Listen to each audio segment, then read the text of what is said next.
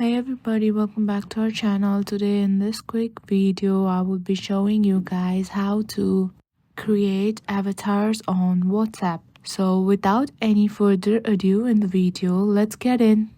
The very first thing that I want you to do is open your WhatsApp.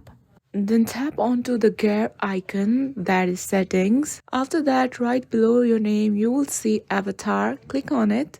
Then tap on create your avatar. And now let's get started. You will be asked to take a picture, take it, and then there you go. Now you can customize your avatar as per you like. After customizing your avatar, tap on done, and that's it. This is how you use your avatar in WhatsApp.